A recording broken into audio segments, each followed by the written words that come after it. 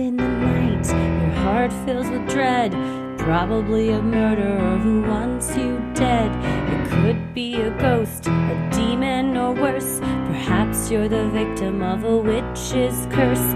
It's hopeless, you're doomed. You'd call a priest if you could. You'd rather just listen to who? Sinisterhood.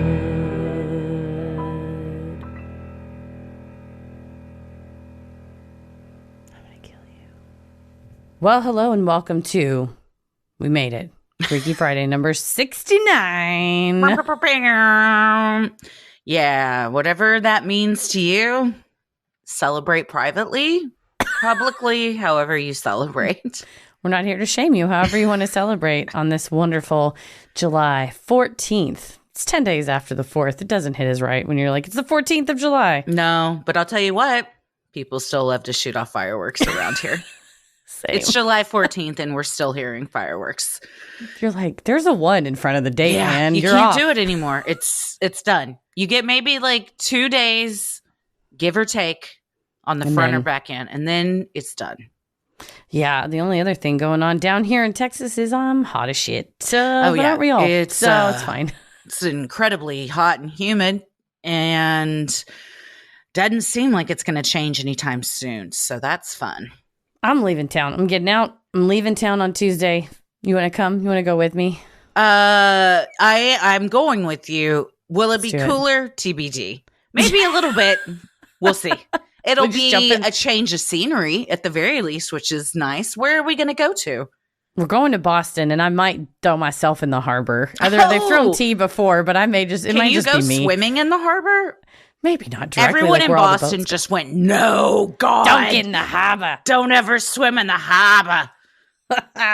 That's how you get an infection in the harbor. I imagine so. Well, but your seafood that comes out of it's delicious, so I'll eat that. Yeah.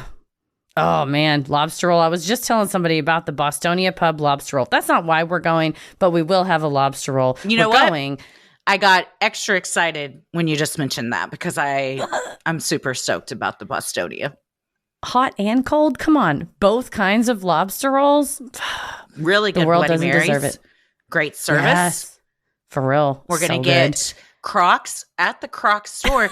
And let me just say, this is a conversation I just had with my husband because I got an alert on my phone that some Crocs had been delivered. And I said, did some Crocs get delivered? He was like, yeah, they must be yours. And I go, well, I have 3 pairs coming and almost 4 because I got the pair that I ordered today, which are super cute. I'm going to show them to you. No, I'm going to show them to you tonight for the Q&A. Okay. Show me on the Q&A. Yes. Well, you'll be listening to this on Friday, but if you want to hear a replay of the Q&A that we have for our Patreon subscribers once a month, it comes once a month, but you can always catch the replay if you can't catch it live because we get to see stuff like Christy's Croc order. Yeah. I'm very stoked because Boston was the genesis of our Croc session. It was. Obsession. And we'll be back. I have a new pair of Taco Bell Crocs coming because somehow I did not notice that on the soles of them, the one is supposed to say live and the right is supposed to say moss. My right has nothing. So I'm just getting live. Just living. I can't handle the moss. I'm just living. I'm just surviving. I want to thrive. So Tommy contacted them and a new pair is being sent. Apparently I'm not the only ones that's happened to. So if anybody out there needs a live size 9 Croc slide Taco Bell, let me know because I have it and I'm just like, what do I do with this pair now? So I'm going to donate them to whoever would like them. Right. And then I've also ordered a white pair for the Taylor Swift concert and way too many Taylor Swift gibbets. So, Swifty Crocs. We're going to look baller in our Swifty Crocs, but that's coming later. We're going to Boston first, July 19th. That's where our Croc obsession began. And you can see us come full circle here this next year. July 20th, we're going to be in Brooklyn, and July 22nd, we're going to be in Washington, D.C. There's a couple tickets left for Boston and Brooklyn. In D.C., you're on the edge of us having to buy a McGruff Washington Nationals jersey or something, a local jersey, because y'all are teetering on the edge of selling out. And like I said, the other ones are getting close. He'll wear whatever it takes in any of those cities. Remember, it's your city. Hockey? I believe it is baseball, is it not? Oh, I don't really know, and I apologize to everyone who is a Nationals fan. That part of the country is a mystery to me. We're about to drive through it. Like whose teams are what and whatnot. So, yeah, okay, cool. The Nationals. Do they have any other teams? Well, I have to confess first that I only knew that the Nationals were Washington Nationals because the W for their logo looks like Walgreens. And one time I asked someone why they were wearing a Walgreens hat, and they were like, it's the Washington Nationals. And I was like, pardon me. Sorry. Walgreens is a great store. I'm a Walgreens girl over CVS, so I would rock a Walgreens hat. Well, they also have the Washington Commanders, which is the football team. It used to not be called that. For a while, it was just called the Washington Football Team, but now it's the Washington Commanders. Do they compete in the NFL? Yes, this is their new rebrand. Oh, they were okay.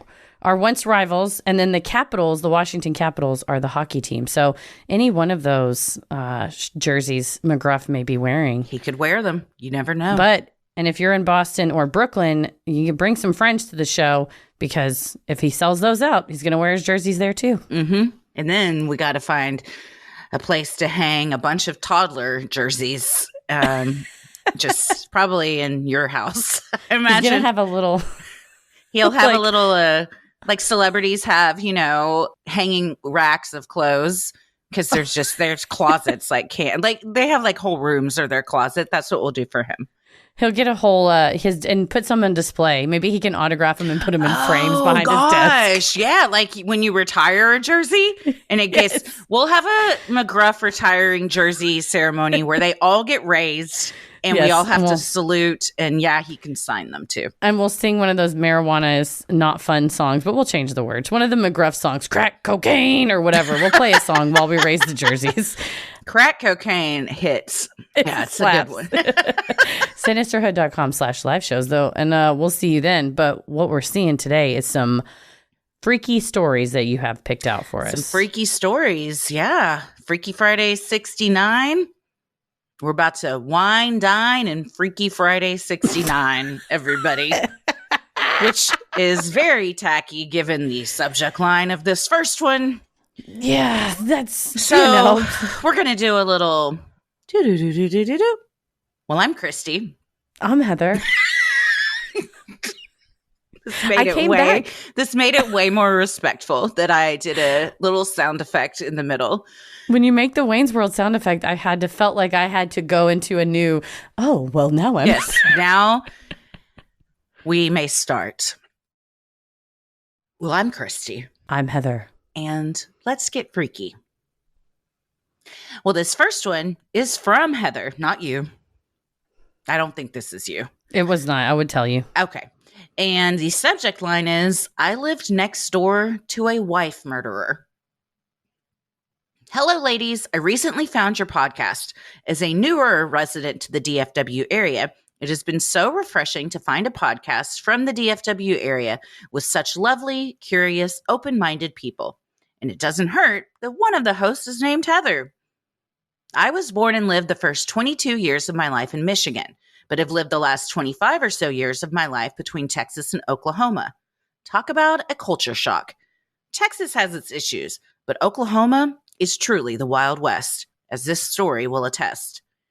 My ex-husband and I lived in a quaint part of Tulsa with 1920 to 1940-ish houses with a lot of character.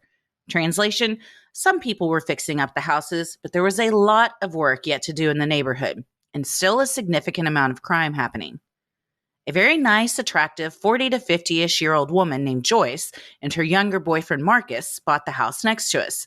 Their ages are actually pertinent to the story, as you will see later. We saw them coming and going, talked occasionally as neighbors do, and all went on with our lives. They had 2 beautiful German shepherds in large cages in the backyard. I wasn't too crazy about the cages, but I realized I am a bleeding heart animal lover, and as the animals appeared to be well taken care of, I didn't think too much about it. One day I came home after work. My husband worked nights, so I was alone most nights, and noticed Marcus working with the dogs in the front yard. Being the aforementioned bleeding heart animal lover, I couldn't help walking over and asking if I could pet the dogs. Marcus said sure, and gave the dogs some sort of command, at which point they seemed to relax and I could pet them. Weird, I thought. He mentioned that he trained dogs for law enforcement. I was getting a weird, controlling type of vibe from him, but when he explained that he trained police dogs, my analytical mind said, well, that's why I was getting that vibe. We said goodbye and I went into my house and didn't think much more about that weird feeling. A few months passed with the same routine, seeing and waving to each other coming and going, when one day, Marcus had his pickup truck backed into the driveway and was loading it up. My husband and I came home, saw him, made idle conversation. He said he was going on a trip, and we went into our house. No big deal and no alarm bells. 2 days later, police were swarming around their house. We saw Joyce's name on the evening news as a missing person, and no Marcus anywhere. Very suspicious. We had no idea what was going on. Did she go with him on this trip? Very weird. Fast forward 2 to 3 weeks, and poor Joyce's body was found weighted down with a refrigerator in a pond in Muskogee, Oklahoma. Come to find out, that's where Marcus was originally from, and he knew the back roads very well. My true crime self researched everything I could in the news, talking to neighbors and talking to relatives who would come by their house during those few weeks while Joyce was missing. Come to find out, they did have a very turbulent relationship, and her family immediately knew he had done something to her because she'd managed to get a phone call off to a family member, screaming for help and telling the family member he was going to kill her, while they heard him yelling in the background until the phone went dead. So scary. It still makes my blood run cold thinking about it. The news and police never said he was a suspect until her body was found. At that time, he was featured on the news a few times, saying that the police were looking for him as a suspect for Joyce's murder. Then it passed from the news cycle. But wait, there's more. About a month later, I saw in the news that Marcus had been found dead from an apparent self-inflicted gunshot in Sand Springs, Oklahoma. Okay, that was weird. My true crime senses started to go off again, and I started inquiring. After talking to many people and doing my research, I found out that Joyce had 3 adult sons in their 20s. I guess I should have known that as her neighbor. They were among the many people who came and went from their house during the time she was missing. Though she and Marcus may have passed from the news cycle, her adult sons had never stopped looking for Marcus, and they found him. The details of Marcus's suicide were vague, but I heard from my neighbor, who was the brother of a Tulsa police officer, that Marcus was found in an empty parking lot in Sand Springs, up against a chain-link fence, with a self-inflicted gunshot wound. I guess those boys saved the Tulsa police a lot of paperwork. Wow. It's so eerie to have been so close to that man and talking to him about his dog. Not like personally close, but just physically, proximity-wise. You never know what's going on behind closed doors, which is always, when you find out later that something horrible was, it definitely is very eerie and haunting. You were, as I was reading, Googling about this case and found some interesting facts as well. Yeah, you're right. It says his body was found exactly like Heather said in a fenced yard in the Oklahoma Department of Transportation maintenance shop just off of Interstate 51.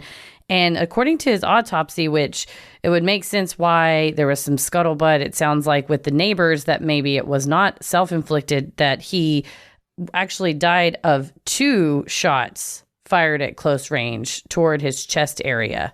So police said, well, we've seen in some cases maybe you accidentally pull it twice, or, not accidentally, but it ends up getting pulled twice. But I can see how if you were, just suspicious of like, interesting circumstances, how you might think, even though the police called it self-inflicted, when you get that autopsy report that it was 2 bullets, you might go, well, either way, the case in the Jocelyn's case was closed, which was her neighbor whose body was found in that pond. No one was charged with anything in the case of Marcus as well. Might be one of those things where the police say, well, either way. Yeah. Yeah, exactly. If her family is not saying, well, we really think it's this other person, please pursue this, then yeah, as law enforcement, you say that was our only suspect, and he's now he's not able to be questioned anymore. So case closed. Yeah. Yes. Well, thank you so much, Heather, for sending that in and sharing that with us. Sinisterhood will be right back. This next one is from Vanessa, and it is called Stalker versus Me versus Metal Pipe. Hi, ladies, and McGruff, but mostly McGruff. Hey, baby. Freaky Friday number 58 was deeply relatable, with the creeps following you in trucks, catcalling, and university technicians taking care of young ladies. And it made me think of my stalker, who, for the sake of this story, we'll call Matt. In the second year of my undergrad, I had gotten dumped big time. Think 3-year relationship ended over the phone a week after I'd moved back to the small town where I was attending university. It was kind of a big time. I was pretty down in the dumps, so the only thing to do was get pretty, go to class, and try to move on. My apartment was on a huge hill above campus, so I had to walk about 20 minutes uphill. It was early October, so it was still hot, and I was in a little skirt and booties. I watched a red truck drive towards me, then do a full-on U-turn just to pull up next to me. Apparently, my red flag radar was off due to the overwhelming sadness, and I was kind of feeling myself, so I gave this Matt guy my number, even though I should have avoided it. Whoops.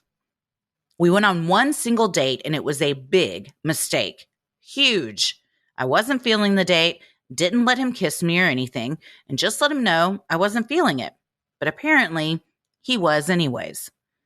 For months, Matt would be parked in his red truck outside my apartment, and as soon as I got close to the vehicle when I was walking, he would speed away. I was in a pretty niche major, so my building on campus was pretty isolated from everything else. The only other faculty who had space in that building was another niche major on the top floor, but other than that, it was exclusively my faculty. I started noticing him coming into the building and just hanging around, which drove me bonkers. I had been elected president of the course union that year, so I was pretty publicly involved on campus, and he would show up to all the events I would throw for our major, but I couldn't do anything about kicking him out because it was technically open to the public. It's so creepy looking back. There's a photo a friend took of me at a pumpkin carving event we hosted, and Matt's in the background of it. As the year went on, I was pretty frustrated by all this. One afternoon, Matt was in the lobby, and I got up in his face and sternly told him to leave me the fuck alone and get out. He got back up in my face, saying this is university property and I have no say and he has a right to be there. Then comes Philip. Sweet, sweet Philip was the metalworking technician in the building, and he's the kindest guy ever.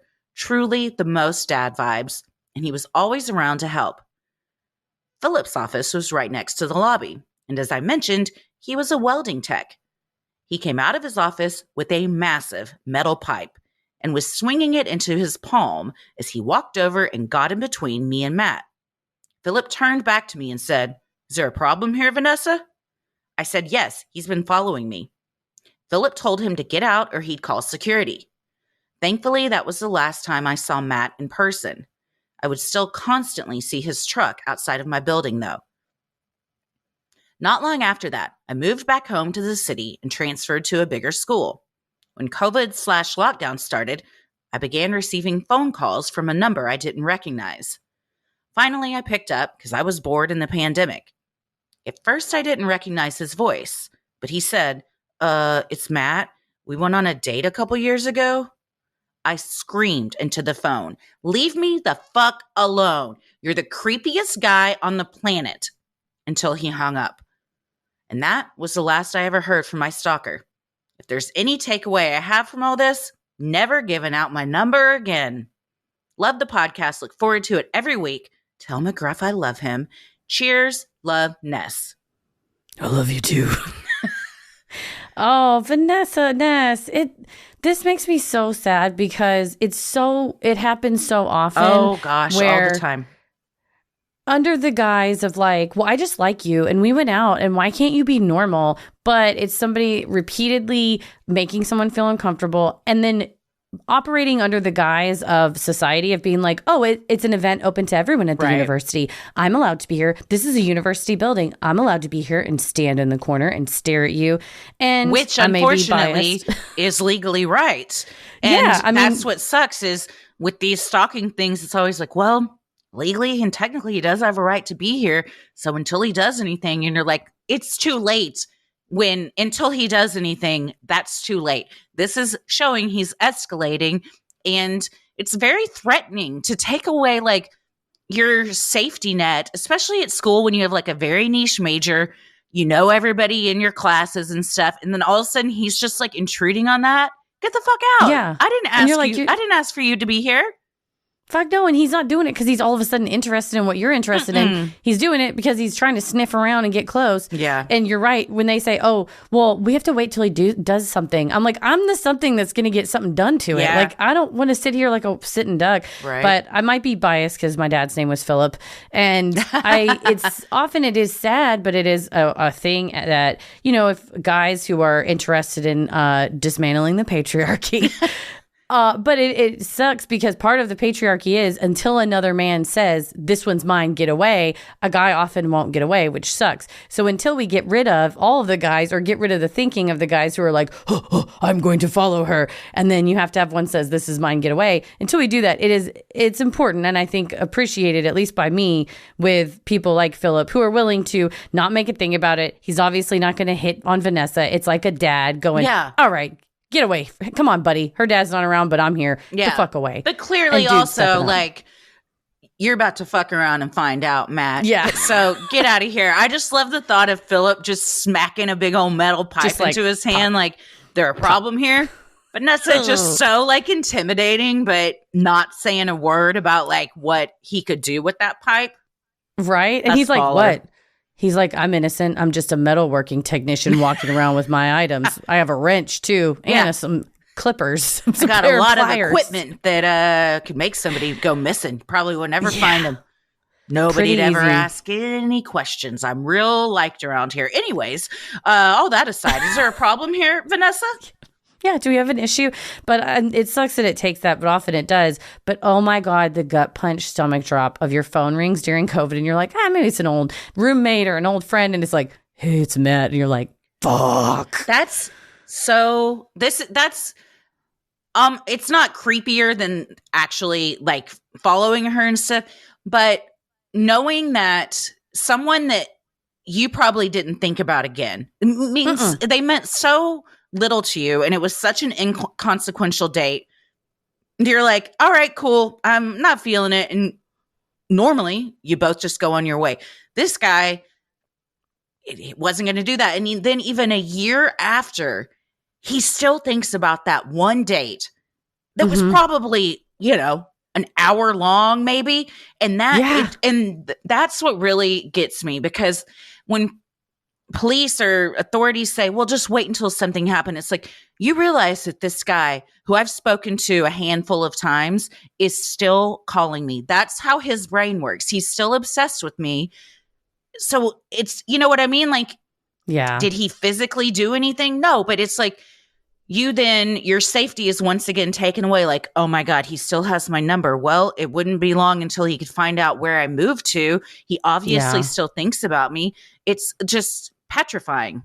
It really is. And you're right, that thing where you're like, okay, it's finally over. Philip chased him off with the pipe in a way, and we're all good, and I've graduated and I moved towns and it's totally over. And years later, that thought of they're still trying to exert control. And I've been through that. I had an ex who, the one I've talked about before of like finding me online and making these threatening comments. 3 years later, I got an email once I was like ready to, kind of move to a new city and start over. And it was like, hey, how are you? And I had gotten a new email address and somehow figured out my new email address. And that kind of thing where it's like, I'm still kind of watching you now. And now I'm privileged to have not only the power of being an attorney, but the power of having this platform that we have that I'm like, try me, motherfucker. I dare it. Don't. I'll take out fucking billboards, ComfyDigital.com. Yeah. We got some billboards. You got a lot coming up. We can put it. Yeah, honestly, like you think that like they're coming back, and it's scary. Or at the very least, something happened that you popped back up in their mind, and it's like you haven't thought at all, or maybe you have because it was traumatizing. But there's been people I've dated, and then like it ends, and then forever later, it's like you get a friend request or something. You're like, what?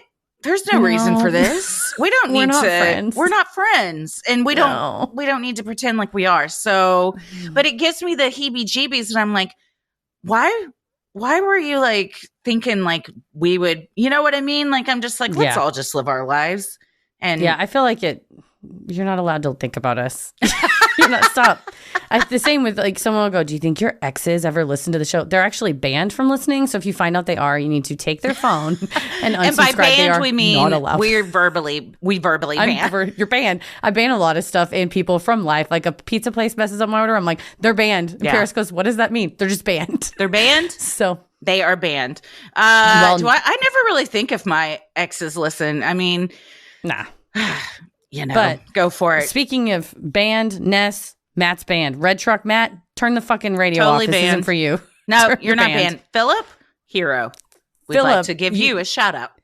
We're going to put the name Philip on our list at every show. And if you're Philip with the pipe, come in with your pipe and we'll let you. Oh, God.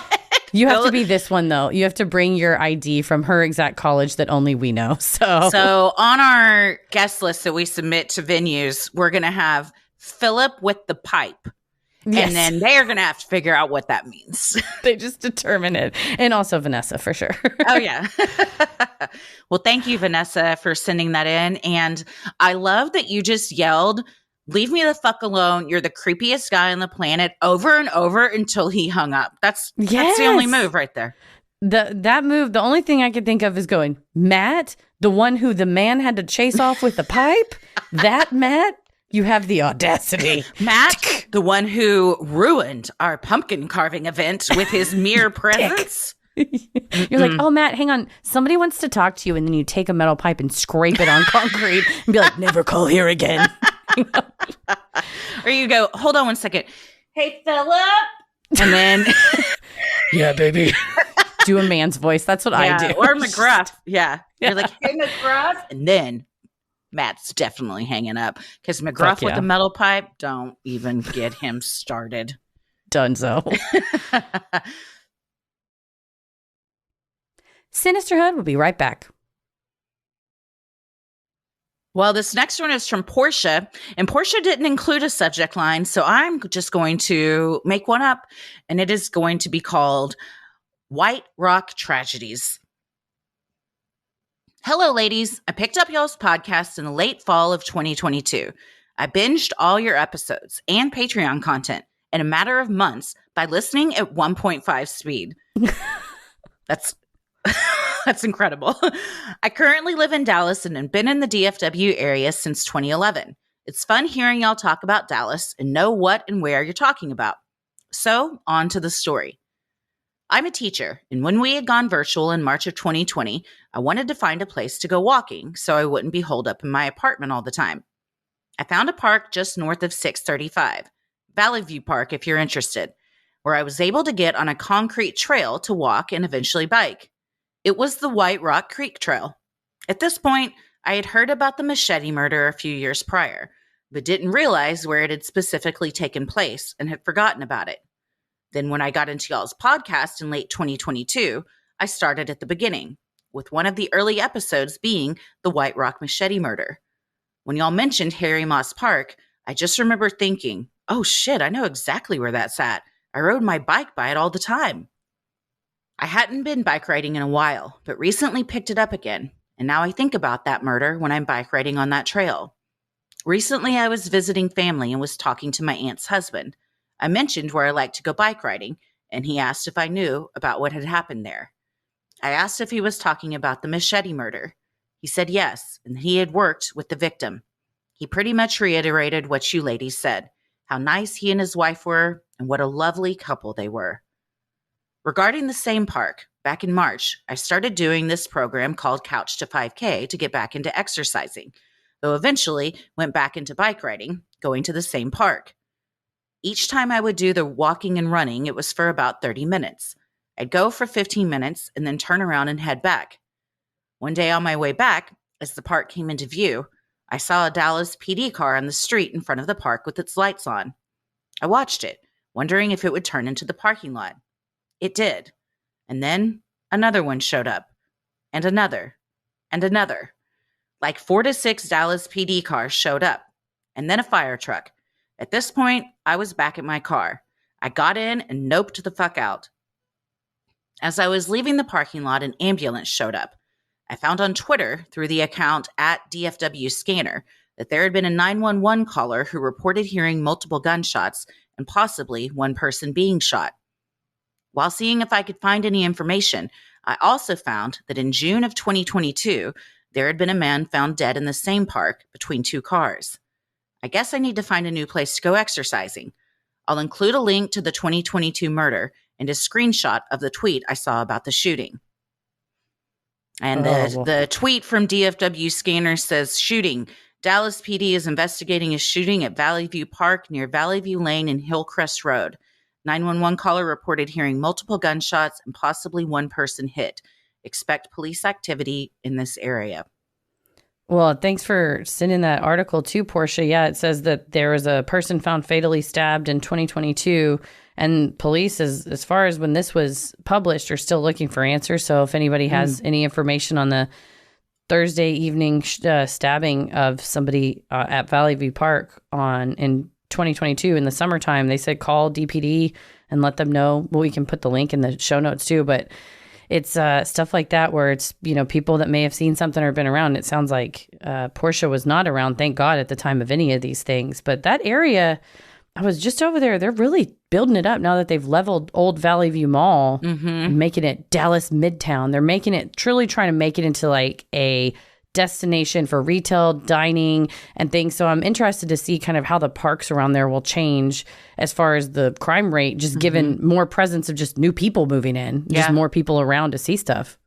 If you haven't listened to the episode Portia is referring to, the White Rock jogger machete murder, it's episode 55.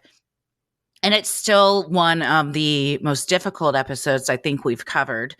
People ask all the time in Q&As and stuff, what are the ones that stick with you? And that is one that has always really stuck with me because of it's just sad all the way around. And the sheer violence of people just doing their everyday thing and then meeting a heinous and grisly end, and others witnessing it too in a place that is supposed to be nature. You're biking, you're running, you're outside enjoying the fresh air, and no one could predict what's waiting around the corner. But also, parks can be, yes, all of that, but also be careful in parks, especially if you're by yourself, especially if you're a female. Like, it's the world we live in that we have to take precautions to avoid being a victim like this. Yeah, right. Like you said, keeping your head on a swivel and, having the birdie thing that I got us, some of those where you pull it and it's super duper loud just to kind of deter and cause a scene and cause a commotion. I am things low-key like that. Terrified that my children are going to find that. And one day I have it put away where they can't, but where I'm just going to hear and not know how to, and not be able to find the part they threw. And it's just chaos. That is the danger. That's why I keep the one part on my keychain, but God, you're right. If I threw the other part, hopefully the battery runs out eventually. Because it sounds like an industrial fire alarm. Have you tested oh God, it's so fucking loud. It's good though. You want that. Oh yeah, you definitely want that. And we can put a link to the thing we're talking about too. It's like, it goes on your keychain, and if you pull it apart, a siren alarm goes off and you throw half of it and it won't stop until you put it back together. So the idea is that it would create a commotion and allow you to get away or scare off the person that was, attacking you. Yeah, for sure. Just create it. Because, sometimes people don't come if they hear you screaming, but they may think, oh my gosh, we have to call the police. It sounds like something's on fire. And it's like, yeah, my life is on fire. Fucking call 911 when I yell for you. But, right. But no, I appreciate you sending that in, Portia, because it's that case when we do think about it. You, like Christy said, it's one of the ones that I think about, and I just had such a impact on us. And I appreciate everybody that listens through it as we cry when we're covering it, because it was so. Of all the episodes we've covered, I think that was the one that I cried the hardest for sure. Well, this next one is from Lauren, and the subject line is, I survived the Bermuda Triangle. Hi, ladies. I love your podcast and how much you enjoy interacting with your fans. My husband even calls you my sinister friends. I loved your Bermuda Triangle episode because I have firsthand experience. When I was in kindergarten, my parents took my brother and I on a cruise to the Bahamas that ended with a trip to Disney World. A trip that was supposed to be a magical experience ended up being the trip from hell. To this day, my mom says that the theme song for our trip is Sloop John B. by the Beach Boys, specifically the lines, I want to go home. And my dad favored the Animals' I Gotta Get Out of This Place. It was horrible. From the jump, my mom and brother were miserably sick, either from seasickness or a stomach bug. As a 5-year-old, I was unfazed by my mom and brother's pain because it meant that I got to spend all my time with Dad. Unlike my mom, he didn't cut me off when I had too much chocolate mousse, though he did regret it when all of that chocolate mousse came back up. All that sets the scene for when we reached the Bermuda Triangle. In March 1993, Florida experienced what has been called the storm of the century, which I literally just found out about because I was looking for the name of the hurricane. Apparently, it's a no-name hurricane, but that doesn't diminish its destructive power. Imagine being on a cruise in the Bermuda Triangle in the middle of a hurricane. Now imagine the hurricane doubling back in an unprecedented move and hitting that same cruise for a second time. That's right, I didn't experience any spooky disappearances in the Bermuda Triangle, but I did go through the same hurricane twice. I remember being in the pool when the waves started rolling and I banged my face against the side of the pool, chipping my tooth. After we safely weathered the storm of the century, we disembarked in Florida and my mom and brother started to feel human again. I, however, got violently ill. My main memory from my first trip to Disney World was laying on a park bench with my head in my mom's lap, sipping lemonade as she rubbed my forehead. My 9-year-old brother didn't mind because he got to go on the big kid rides with my dad. By the way, my dad managed to escape whatever got my mom, brother, and me. I was going to include a bonus story about how my husband was shot in the head and was totally fine, but this is already long enough. I'll be happy to send it in if you're interested. Keep it creepy, Lauren. Oh, well, yeah, I'd like to have that story. Please send that. Certainly. Please send that in. What a cliffhanger that is. Yeah. Thank you, Lauren, for the cliffhanger. Please do share that with us. In the meantime, I'm having visions of those viral videos that have been going around. Oh, my God. I was thinking about them, too. Those chairs were flying and people are like gripping the edge. Yeah. People are, if you haven't seen these, just go to TikTok and look up cruises lately. And legitimately scary, though. The winds can get so high and strong on those, it knocks you down. And then there's kids and stuff. Somebody can just get knocked right over the edge. But yeah, easily. Equipment and chairs flying around can hit you in the head and hurt. It can be very dangerous. I've been on many cruises and nothing like this has happened, but I have been in multiple hurricanes on land.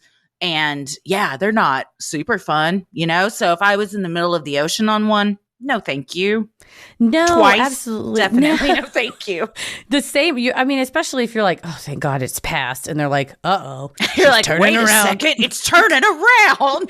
It's coming back for us. That no-name hurricane was like, y'all aren't going to give me a name. I'm going to make my fucking name known. And I'm turning back around and hitting this Carnival ship a second time. Right? You will never forget me. Anyway, enjoy the chipped tooth. Knocking children over. This hurricane is a monster. But I have a question for you. Me? Hurricane or not, are you going on this new icon of the seas? No, never. No. I can't be on a ship with 7,000 people. I'll jump off. 5 times larger than the Titanic. No, that's too big.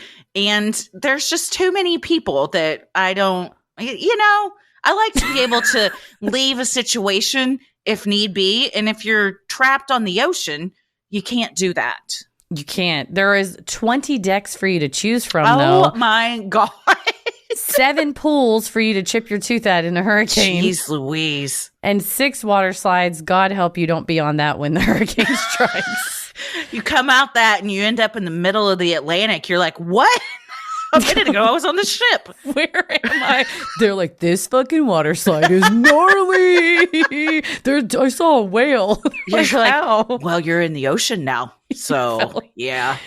I will say this drives me crazy, and I'm not really nitty about things, so I wonder how you feel about it's 1,198 feet long. You couldn't have put like a 2-foot flag? You couldn't have gone 2 more? You couldn't have gone 2 more there?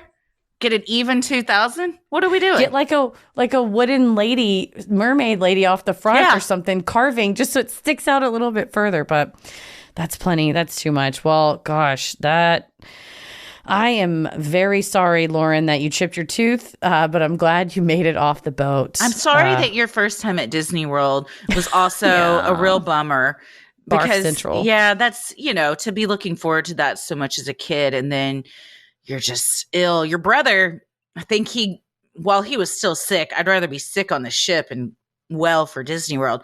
How'd your dad avoid it? Superhuman strength, probably. Right. Turns out your dad's a superhero, so congrats. He's like, my family will make it through 2 hurricanes, and I will not get sick. I will not. Somebody has to be well to take care of them. Well, they were. Well, thank you so much, Lauren. Sinisterhood will be right back. This next one is from Loquin, and the subject line is Uncles William, Michael, and Wayne, and the Bigfoot. Hi, y'all. Love y'all. You're awesome. I met you in Raleigh last year, and it was a great time. Anyway, I've known that my Uncle William is spooky like me for forever, but I didn't know the full story of his encounter with Bigfoot until today. I'm going to write it out in more of a story format, but add the text thread as a file. Bridgeport, Texas, around 1960. Bridgeport is a small town on the northwest side of Fort Worth. Brothers Michael and William and their cousin Wayne were playing outside in the back. My grandfather was the kind of person to keep junk cars and not quite take care of his space, so I imagine this was a dusty, hot summer day, and the boys were running around and exploring. They were preteens, the youngsters of a large family, pretty much left to their own devices. Their land backed up to the West Fork Trinity River, so I imagine the boys were fishing and lazing around its relative coolness. I know there were trees. I imagine somewhat scrubby bush, but I haven't been there enough to know. William noticed it first, a large brown back on the other side of the river. He shook Mike by the shoulder, hissing, "Bear!" All 3 boys stilled and watched the creature over the river, watched it turn and then straighten to its full height. Tall, taller even than their brother Vern, who was the tallest man around. Shaggy fur covering long limbs, intelligent eyes. Definitely not a bear. The boys made a break for it. Dodging junk cars and bramble bushes, they ran back to the house, finding their older brothers Sam and Vern smoking on the porch, empty bottles of beer around their feet. Gasping for breath, William explained what they saw. Mike was the quieter brother, and Wayne was already doubting himself. The older brothers, young men, barely not boys themselves, immediately started laughing and ribbing their brothers. "Oh, a Bigfoot. All right. Yeah, right. You may have seen a big dog." Defeated, the boys tried to tell other family members with similar results. Uncle Willie was the only grown-up who took them seriously. Uncle Willie had his own secrets. But this wasn't the end. It never let them get close, but the boys and the Bigfoot came to a kind of understanding. The boys weren't afraid the second time they saw it, and not the third. It never moved close to them, and fearing more mockery, they never brought anyone else to see. Eventually it moved on, or they moved on. My family was pretty unsettled.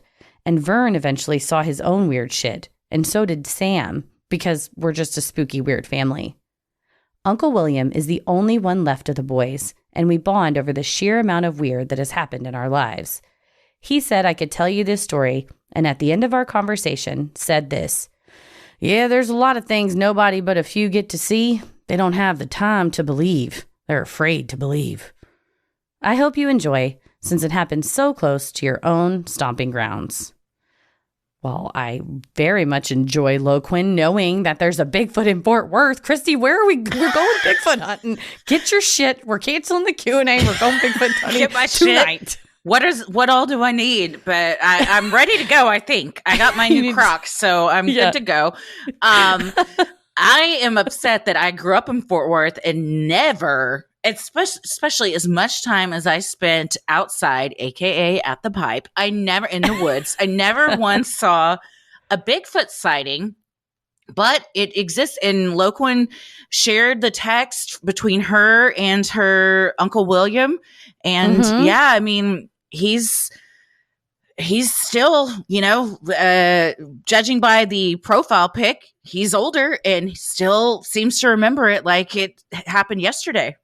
Man, I love it. Yeah, because he said, I don't care if you tell the story. There's lots of things nobody but a few get to see. They don't have time to believe. And very sweet Loquin said, I love you. That's right. They could believe, but they choose not to. And then separate text message, which is more impactful in my opinion. William says, afraid to believe. Yeah. He's not wrong, though, because you might go, oh, it's a bear. Oh, it's a dog. Oh, it's whatever. Because if not, you have to grapple with what it is, which is a Tarrant County Bigfoot. Yeah, I'm almost more alarmed if we have bears in Fort Worth, because I don't think we're supposed to. Not that close to where civilization is. Not unless it's in a zoo. Yeah, I'm pretty sure that's not happening. So yeah. We could have bears in Dallas. The zoo, the animals get loose from the zoo constantly. Oh, that's true. Yeah, I might have a bear in my backyard right now. There's no telling. Gorillas are running around all the time. No, Fort Worth is locked down, though. Fort Worth Zoo is a nice zoo, too. So, I don't think bears are escaping from there. So, it must have been a Bigfoot. And I like that the boys they had this understanding, It's kind of like the UFO episode we just did with the children. I feel like children are less jaded. They're more open-minded. They're closer to the veil. So you lock eyes. You're like, I know what you are. You know what I am. We're going to be cool. And we're each going to stay on our own side of the river. And then that'll be at the end of it. Right. It's like no weapons, no animosity. You're doing your Bigfoot bathing over there. We're not here to interrupt. We're just trying to fish and hang out, probably smoke stolen cigarettes or whatever youths in the 60s did. They're like, we got to get our switchblade combs out and comb our hair back. I don't know. Get our pack of cigarettes out from our rolled up white t-shirt sleeve. I'm just talking about things in the outsiders at this point. Yeah, we're just, I feel like it's just grease. It's real. Yeah. Every teenager in high school looks 35 years old. Yes. Oh my gosh. What were we watching last night that I said, why do teenagers back in the 90s look like full grown adults? Like in every movie or TV show you watched.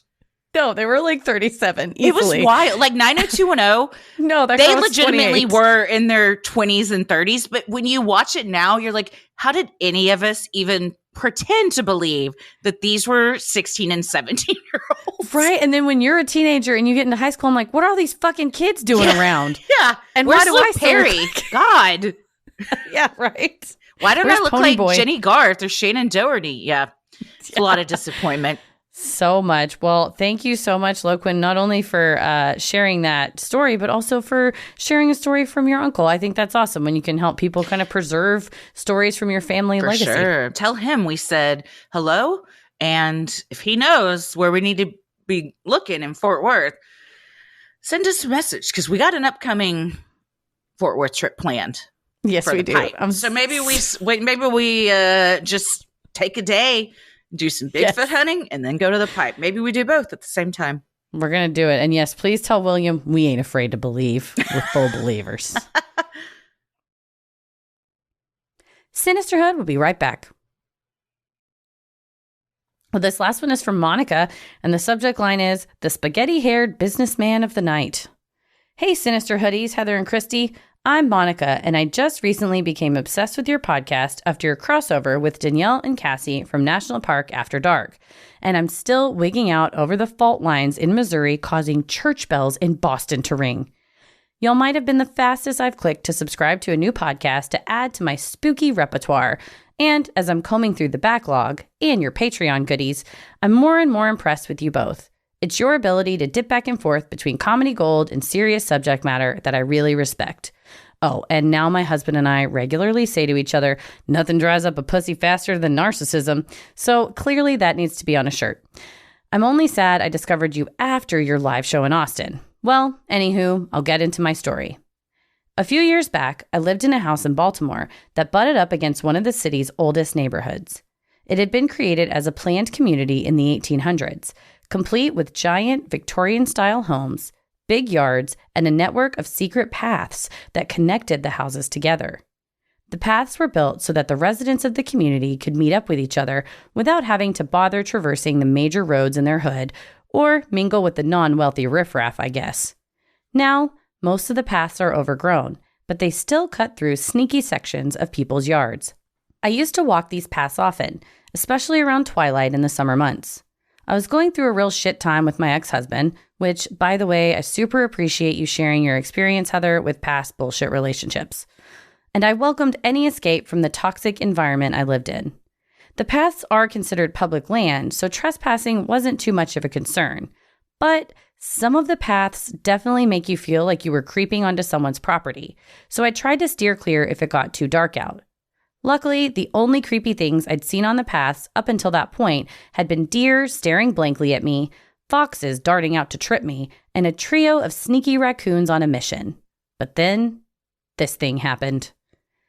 I was exiting one of the paths that dumped out into a back alleyway where a string of detached garages sat. This particular evening, I'd spent too long walking the paths, so now it was fully dark. I emerged into the alley, which was dimly lit with only a few streetlights, and came upon a man. At first, I awkwardly smiled and waved at him in a "don't mind me, I'm not trespassing, I swear" kind of a way. But he didn't acknowledge my presence. Then I noticed his appearance. He was super pale and incredibly old. He had long, stringy white hair and was stooped over to an exaggerated slouch. He was wearing a battered old brown suit and carrying a briefcase. Now, this was around 10 o'clock at night on a muggy-ass summer evening in Baltimore. He moved very slowly and only in a rocking back and forth motion. His stringy hair was waving in the still air. He wasn't making much forward progress, maybe inching along. None of his movements seemed natural, almost as if he was stuck in place. I couldn't see his eyes since his head was dipped down, but his skin still seemed absurdly pale in the dim lights. Spooked now, even though I figured I could probably take this guy if he rushed me. Dude was a pile of animated bones. I quickly walked away from him down the alley. I checked over my shoulder as I went, fully expecting to suddenly find him sprinting at me, and then I'd be forced to choose between running for my life or shitting myself. But instead, I saw he was stuck in exactly the same spot, still creakily rocking back and forth, still no acknowledgement of my presence. He could have just been a crypt keeper looking dude with nighttime business. I shouldn't judge. But I've often wondered if I returned to that same spot at that same type of night, if I'd see him again, recreating this moment. I've since moved away from Baltimore, so I have yet to test this theory. But I visit family and friends there often, so perhaps a future investigation? Interested to hear what you guys think. Was this a residual dude? Anyway, that's my story. Thanks so much for your podcast and all the care and work you put into it. Y'all are the tits. Monica. I think you're the tits for sending this in, Monica. We need to bring that saying back. What'd you say yesterday? Somebody was sprung on somebody. I'm bringing it back, y'all. I'm bringing back all the 90s sayings. Tits up. That's one of my favorite. The whole thing's gone tits up. That's the funny one to say. Not anything, but the things that are still okay from that Austin Powers used to say, like tits up, that stuff like that still makes me laugh. Get in my belly. God, does that one do it? That does not do it for me anymore. That one doesn't do it? What about it's bizarre lasers? Lasers will get me. That one lasers. Gets you? Okay. Frickin' anything about that one's good. Frickin' sharks with frickin' laser beams attached to their heads will get me 100 times out of 100 times. But Monica poses an interesting question. Yeah, when you do, it's one thing if you see someone kind of shambling around, they might be down on their luck, but it is interesting to remain kind of in the same position and doing the exact same movement. Do you go up to him? Would you have gone up to him and said, Hi, everything you good? May I offer you some help? Would you, I mean, an older gentleman at night, seemingly, perhaps maybe needing help walking or something. Do you go up to him or you just mind your business? I might have like tried to, like she said, the whole like, oh, hey, don't mind me. I'm not doing a crime. And depending on how safe I felt in the area, I do talk to strangers, and I might have been like, hot night, right, man? And just because sometimes people are like, like, don't talk to me. And you're like, I will continue walking so quickly. And other times they may be like, yeah, it's so hot. Can I get some help? And then you may know to like, give them a bottle of water or something. I don't know. Sometimes I'll talk to people. I'm not telling everybody else to do that. Yeah. We're not telling people to talk to a strange man in an alleyway at 10 o'clock at night. No. Yeah. But it is, I think the only way you find out is you got to go back to that same spot at the exact same time. And like you said, do some investigation. See if maybe you run into him again. And if you do, maybe you ask a question. Right, and say like, what's in the briefcase? Because what's in the briefcase? I feel like I would. What do you think's in the briefcase? Papers? I imagine. And what do you do? I'm unemployed. That was a Big Lebowski reference. It's my papers. My papers, my business papers. My business and whatnot. But yeah, I'm sure it's his papers. But it is, it's eerie, but maybe that's just what he likes to do. He's vibing in the alleyway, and maybe if you go out there, you can vibe with him. And he's just, he's older. Takes him a long time, especially in a suit and you're hot. You got to move a little slower. He's had a long day at the office, I guess, because he has a briefcase. But I think you got to go back. Same time of night, maybe if you remember the same day, even the same day, and see what happens, and then send us an update. Yeah, and if it's the same day, it's a residual. Sorry. Or he's like 5 feet forward, and you're like, have you been struggling this whole time? Oh my gosh. Yeah, then you're like, I'm so proud of you. Hopefully if he's struggling that long, it was a ghost, and he's making his way. He's good. Well, thank you so much, Monica, for sending that in, and to everyone else who sent in your Freaky Friday stories. If you have an odd but true story, maybe you've encountered Bigfoot, you've seen a UFO, you had a brush with true crime, or you felt the presence of an otherworldly being, send them in at Sinisterhood.com/Freaky Friday.